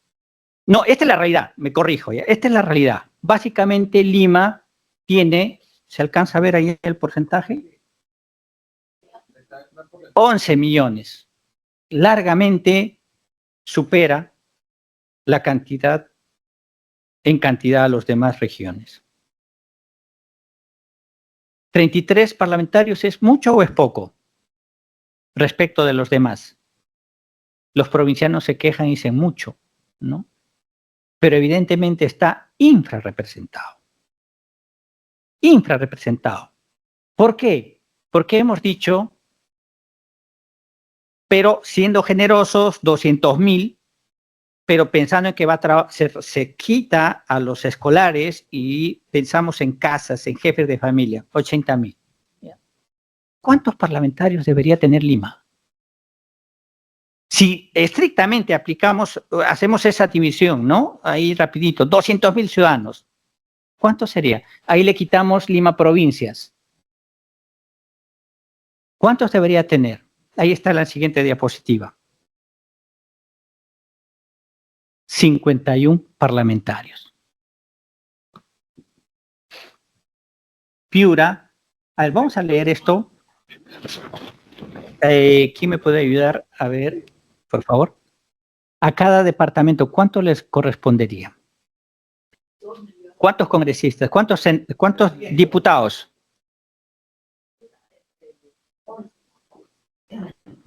La de Libertad, 2 millones. Perdón.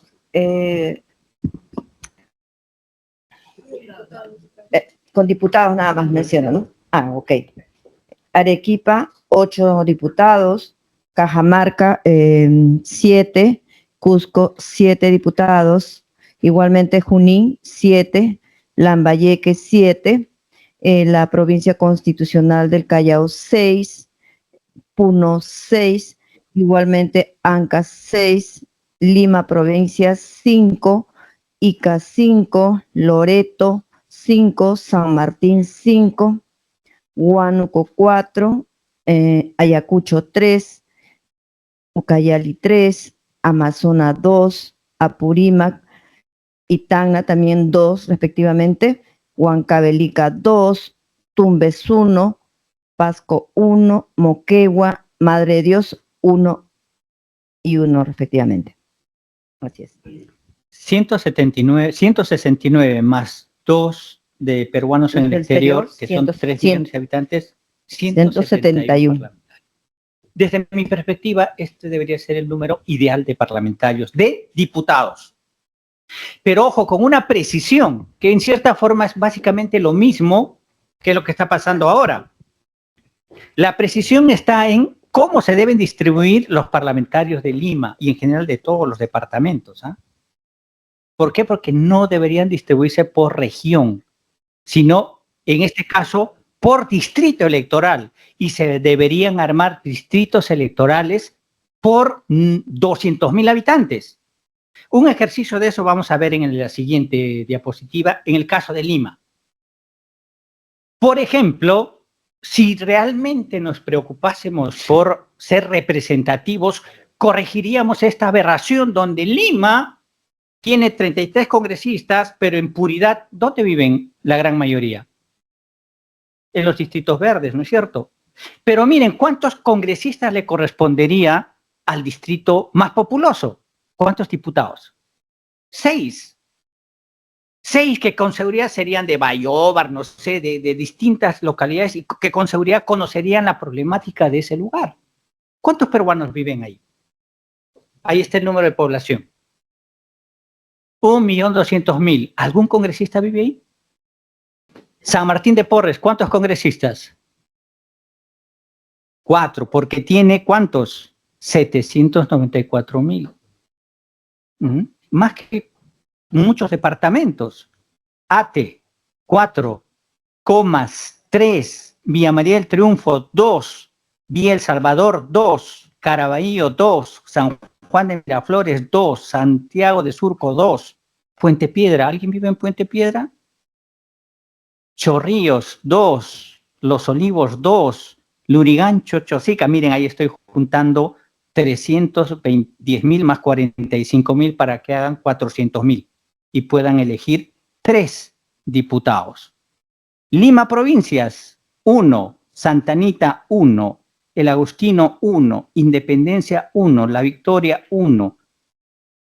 Rímac, San Miguel y La Molina, 1. ¿Y qué pasa con los departamentos, con los distritos pequeños? Ahí tenemos, por ejemplo, miren, los que tienen 20.000, 30.000. Santa María del Mar tendría que unirse con Punta Negra, con San Bartolo, Pucusana, Punta Hermosa y Pachacamac para tener un congresista. Eso es un distrito electoral. Magdalena del... Ahí hay a Santa María del Mar. San Borja y San Luis. ¿Cuántos congresistas vivirán en San Borja y en San Luis? Deberían tener uno solo. Lurín y Cineguía, 1. Miraflores, Surquillo y Barranco, 1. Pueblo Libre, Breña y Lince, 1. Jesús María, San Isidro y Magdalena del Mar, 1. Y Ancón y Santa Rosa, 1. Ahí están los 51 congresistas. ¿Esto qué nos garantiza? ¿Se acuerdan que les dije la importancia de anclar al representante con un distrito electoral? Con toda seguridad, ese parlamentario que vive en Santa Rosa o en Ancón se preocupará pues por el problema de los peajes, el problema de la iluminación, el problema de la comisaría de esas localidades, hará el ejercicio de control político al alcalde de esas localidades, visitará la comisaría, asistirá a la misa, a los mercados de esa localidad, estrechará la mano a los ciudadanos. Es su representante. Todos los días al venir al Congreso vivirá el problema de la delincuencia, el alumbrado público y se preocupará por su sociedad. Les digo esto y voy adelantando porque me van a decir, oye, pero eso no son funciones del Congreso. Claro que sí. Ese es el componente, el puzzle del ejercicio de la representación política, que lo vamos a ver en la tercera clase. Por eso es importante, porque si no, tiras la semilla. Haces tu función de representación por aquí, por allá, nadie te conoce, nadie se acuerda, nadie valora tu accionar como representante. No generas ese vínculo, esa sensación de, sí, está aquí, lo veo, me representa, lo quiero, lo premio o lo castigo. Entonces, cuando se habla de construir distritos electorales, se habla de hacer un trabajo así, de ingeniería electoral, y no agarrar límites territoriales. Y ustedes se preguntarán por qué lo hacen. Básicamente por una utilidad política, ¿no? ¿Por qué? Porque si en puridad contamos nuestros parlamentarios de Lima, ¿en qué parte esto cambiaría radicalmente? Pues el escenario, las caras de los representantes en nuestro país. Siguiente diapositiva. Senado. Ah, no, el Senado, ahí está, falta el Senado. ¿No hay? ¿No he hecho el Senado? Bueno. No lo veo. Ya yo pensé que había hecho el Senado, pero no, en la medida en que ya expliqué cómo se va a componer en puridad, qué extraño, yo recuerdo haber hecho. Bueno, lo cierto es que no difiere mucho de lo que mencioné anteriormente, ¿no? De cómo va a ser. En todo caso, qué raro, voy a acordarme, ¿ya? Si nosotros hacemos esas precisiones de distrito electoral, vamos a tener las regiones como departamentos, comunidades territoriales, donde sí se le pueden asignar 2 a cada uno. Multipliquemos cuántos serían. 24. Llegan a 57, más Callao, más Lima provincias, llegan a 56. Y 56 o 54. Y los 6 restantes sí se los podemos dar a Lima. 6 cargos para el Senado. ¿Ya? Entonces el Senado, Lima como ciudad importante tiene 8 senadores, pero el distrito electoral del país, como está diseñado para 30 senadores, vamos a tener actores famosos, personalidades que no van a tener ni trayectoria política, sino que los partidos políticos los han jalado por su carácter mediático, etcétera, ¿no? Bien, ¿cómo estamos con la hora? Son 12:40, nos toca el tema 4, que es el de legalidad y legitimidad. Ese es un tema complejo que lo vamos a dejar para la siguiente clase. Aquí lo que vamos a hacer ahora es dar lugar a las preguntas, con toda confianza, por favor. En la medida de mi posibilidad voy a poder absolver consultas, ¿no? Ok, señores, hagamos una cosa. Vamos a tomar la totalidad de las preguntas y en la medida de la posibilidad el docente va a tratar de absorber la mayoría. Por favor, sobre el tema y no explayarse demasiado para poder optar y tener una mayor participación de todos. A ver, empezamos por... Buenas tardes, doctor Reina, Jimmy y compañeros. Buenas tardes a todos. Lo que quiero preguntar, ¿cómo podemos mejorar nuestra imagen del Congreso, no? Como usted dijo que estamos 6% de niveles, de que en el futuro va a haber 2 cámaras, Senado, diputado. Yo pregunté anteriormente a otros expositores y me dicen, ¿cómo podemos mejorar la imagen del Congreso? Porque no, más que nada ver el trayectoria y perfil de los candidatos, ¿no? Cómo elegir a las personas que tienen bastante experiencia en la política. A veces no hay un poco de improvisación, a veces nuestra población, a veces dicen el elector, hemos elegido mal, o se lamentan.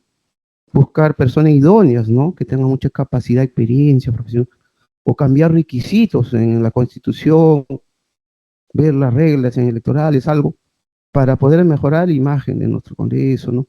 Nuestra institución. A veces nos dicen, el culpa no son no tener 2, 3 cámaras, sino son las personas que elegimos. A veces no vemos, no nos fijamos por la trayectoria de perfil, la experiencia, tienen sus estudios, algo, ¿no? Eso es todo. Muchas gracias. Buenas tardes con todos. Mi nombre es Jesús León, de la Comisión de Educación, Juventud y Deporte. Agregando sobre la consulta y pregunta del señor, es también cómo podemos nosotros, de ser parte del Congreso, es que la población entienda cuál es la función, deber y responsabilidad de los parlamentarios, porque mayormente se ha dado cuenta que la población no conoce la función correcta. ¿Qué hace un parlamentario? Entonces necesitamos nosotros saber cómo podemos ayudar desde nuestro punto de vista, desde el Congreso hacia afuera, para que entiendan y las personas tengan el derecho y el deber de poder solicitar alguna ayuda, solicitud a un parlamentario. Gracias. Buenas tardes con todos y todas. Mi nombre es Lidia Floriano. Tengo 2 preguntas. La primera es respecto de la representación política. El doctor hizo referencia de que se desarrollaba una asignación autoritativa de valores. Quisiera, por favor, si nos podría precisar esos valores, ¿a qué se refiere? ¿Un valor subjetivo, objetivo, concreto? Y la siguiente pregunta es, entendemos que un representante sí es aceptado por su población o la población lo ha elegido para que a través de su representatividad ejerza o pueda hacer valer sus ideales, sus creencias, sus valores en base a su función de representación. Entonces, si en nuestra realidad peruana tenemos encuestas que hacen referencia que la presidenta no tiene una aceptabilidad, tiene solamente un 3%, podríamos decir que no es legítima. Entonces, esa es la pregunta.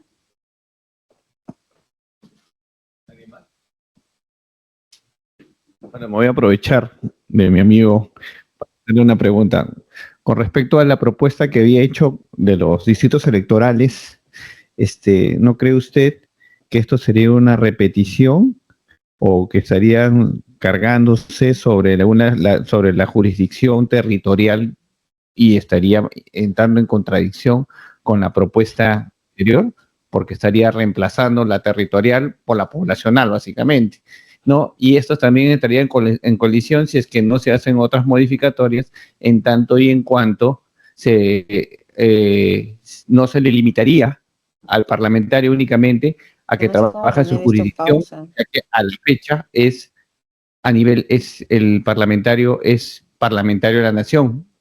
Entonces, en este caso, obligaría que se circunscriba únicamente a la jurisdicción para la cual había sido elegido. Muchas gracias.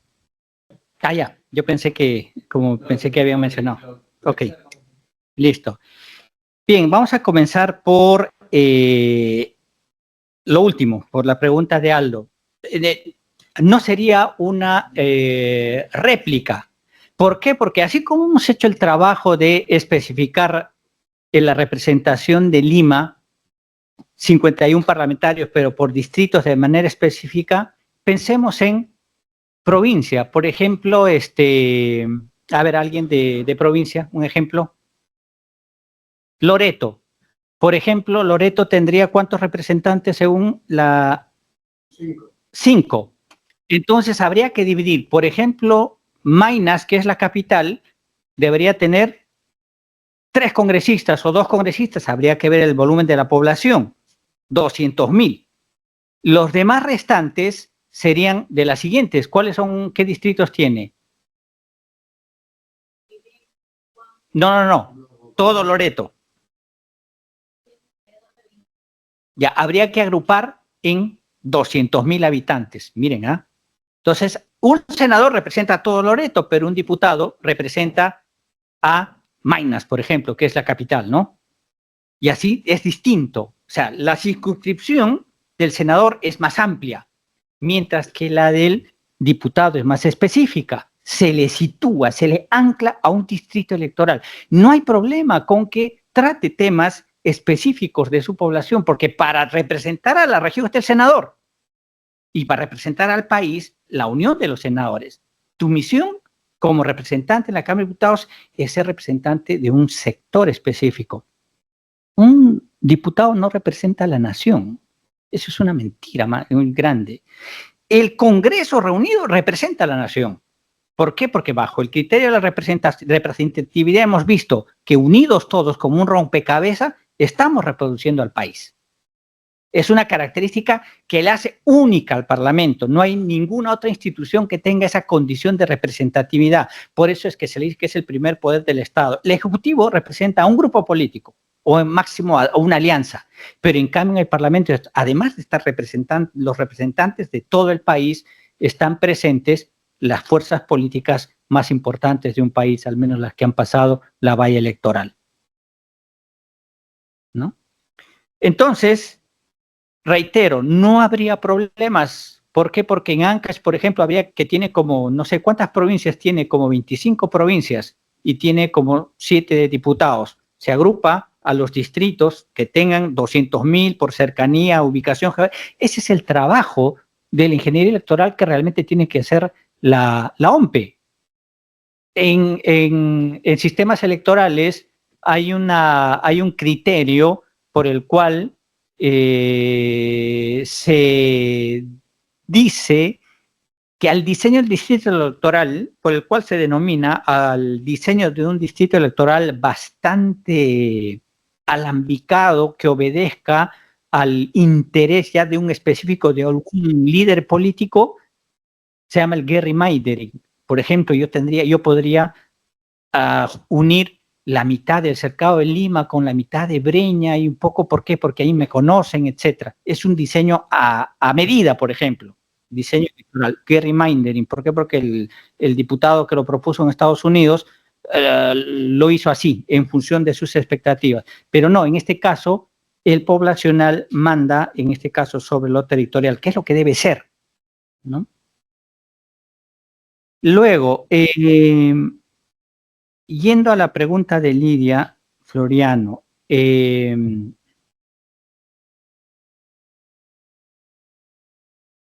un sistema político, en cualquier sistema político, tiene que haber, ¿cómo se intercambian cosas valoradas en una sociedad de manera voluntaria? Básicamente a través del intercambio, ya sea el trueque o la moneda económica. ¿Eso da lugar a qué? Al sistema económico. ¿El sistema económico se compone de qué? De interacciones económicas. ¿Qué es lo que lo compone el sistema político?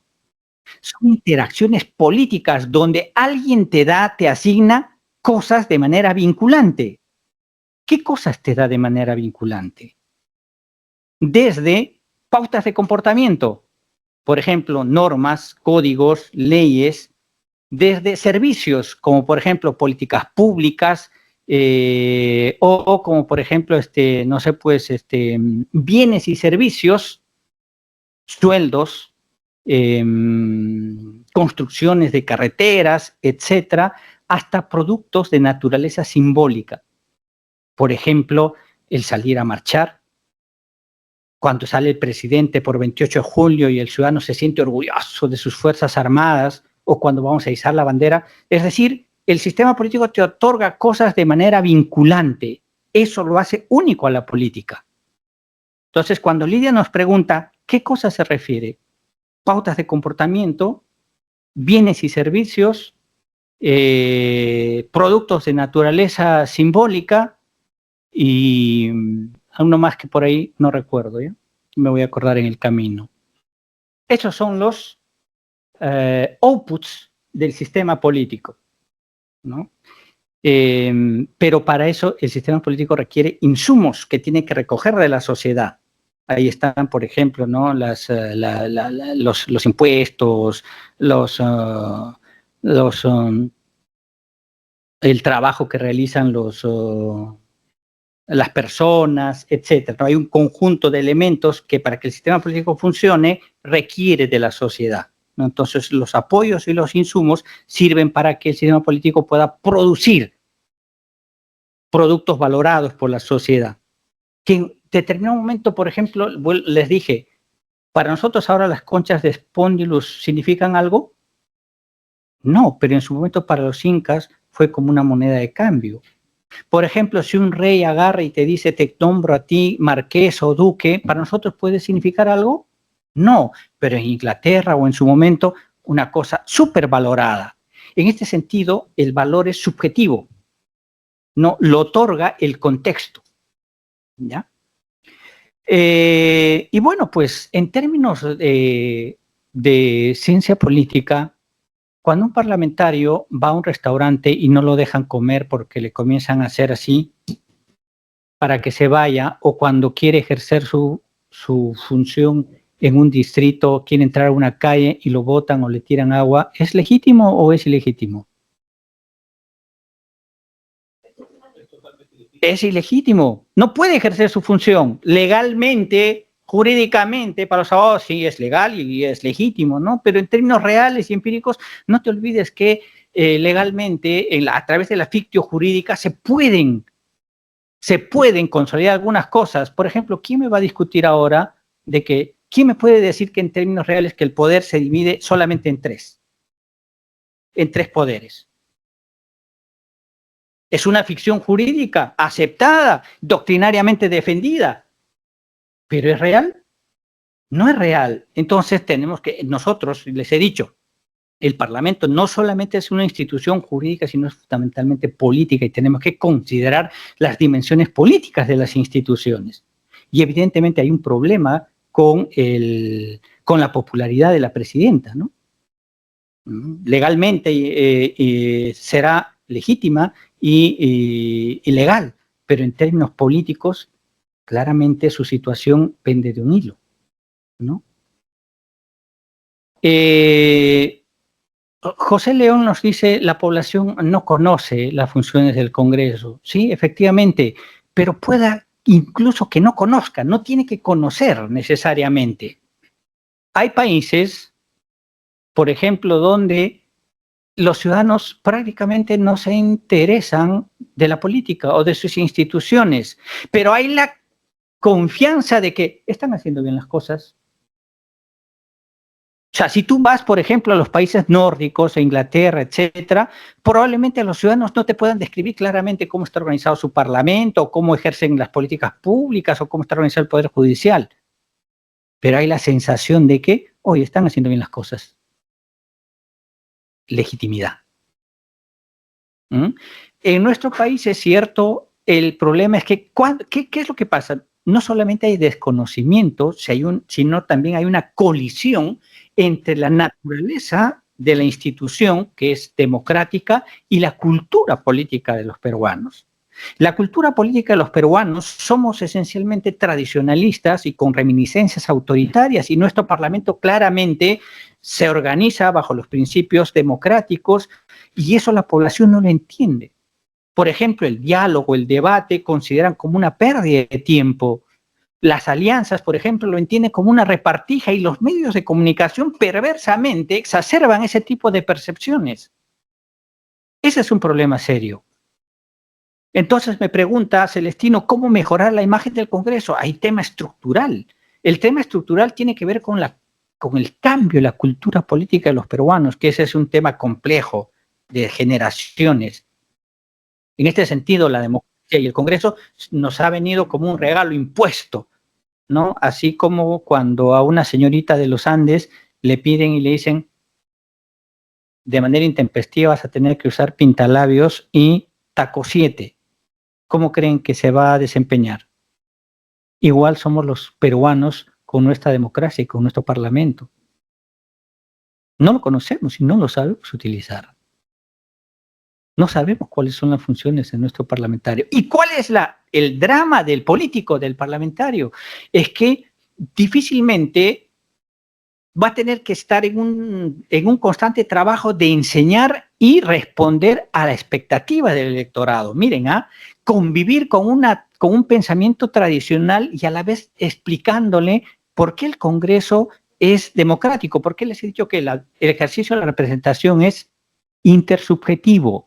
Es decir, el ciudadano tiene que entenderte, tiene que concebir que tú estás actuando bien, pero bajo sus propios esquemas de valores. Pueda que esos esquemas de valores son autoritarios, son tradicionales y va a chocar con lo que tú con lo que tú sabes y con lo que tú actúas. Por ejemplo, eres parlamentario de oposición, pero para el pensamiento tradicional de nuestros ciudadanos, el ser parlamentario, ya pues eres un todopoderoso y puedes implementar las cosas que tú has prometido. Tus proyectos de ley van a tener posibilidades de salir a flote. Es poco probable que un parlamento de oposición, por ser minoría, tenga pues la mayoría para poder aprobar sus proyectos de ley. Entonces, su función básicamente va a tener que ser de fiscalización, de control, ¿no? Y otro tipo de actividades. Pero tener éxito en la tarea legislativa va a ser complicado. ¿Por qué? Porque mayorías mandan, mayorías toman decisiones, mayorías aprueban sus proyectos de ley. Eso tampoco la ciudadanía, por ejemplo, no lo entiende. Vayan a ver a una reunión de padres de familia en un colegio. Ustedes nomás reúnanse con sus ex compañeros de promoción y trátense de poner de acuerdo. Basta que 3, 4, 5 personas, unas minorías altisonantes, hablen y actúen para que la decisión de la mayoría se bloquee. No sabemos vivir en democracia. Entonces es un problema serio que tenemos como cultura, como país. Y bueno, pues nuestros políticos tienen también ese dilema, ¿no? Asimismo, también hay un problema, ¿no?, de reclutamiento. ¿Cómo mejorar? Celestino pregunta y dice, hay un tema, ¿cómo mejorar la imagen de nuestro Parlamento? Hay un tema estructural que corresponde a la cultura política, pero hay temas, por ejemplo, que le corresponden al diseño institucional, incluso al diseño parlamentario. Vamos a ir al diseño parlamentario, por ejemplo. Un tema terrible, pernicioso, que yo lo llamo alta traición a la voluntad popular, es el transfugismo. No puede un ciudadano que es representante, que ha tenido un compromiso, nace su legalidad y su legitimidad a través de un compromiso con un elector específico de un partido político, abandonarlo y pasarse a otro. Es como llevarse el capital de una empresa para pasarlo a otra empresa. Entonces, una cosa tan simple que podría implementarse, por ejemplo, es la renunciabilidad del cargo de parlamentario. Yo alguna vez hablé y dije, hoy la inmunidad del parlamentario es un instrumento anacrónico. Ay, no, que no. Se borró la inmunidad y no pasó nada. Igual debería cambiarse la renunciabilidad del cargo, como es en otros países. No asistes 3 veces a una sesión, vacante. La sola manifestación por escrito de que renuncias a tu partido político y la lectura en sala de tu renuncia, ok, viene el accesitario de tu partido. Si tienes problemas de conciencia y diferencias con tu partido, ok, son tus problemas personales, pero no te olvides que representas a un electorado. Entonces, ese electorado va a continuar siendo representado por el suplente. Tú te puedes ir a tu casa tranquilo. O la silla vacía, ¿no? Pero la idea es de tener presente siempre la representación de la ciudadanía en el electorado, ¿no? Y el tema del reclutamiento, cuando los líderes, ya vamos a terminar, ya son la 1. Déjeme redondear, ya sé, como en el ejército, en el Congreso, el rancho es sagrado. Así que vamos a dejarlo por acá y les espero el día viernes. 2 cosas para el día viernes, por favor, temprano, agradecer la masiva participación de las personas que han inscritas a través del chat.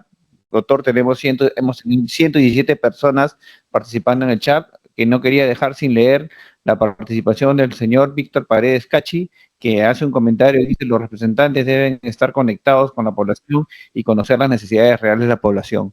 Bueno, muchas gracias a las personas que han venido a la sala. Invitar a las personas que no han seguido por chat que también pueden venir acá y creo que siempre una participación de manera presencial es mucho más enriquecedora que a través del chat. Muchas gracias y los esperamos el día viernes a las 11 de la mañana. Gracias, doctor. Gracias.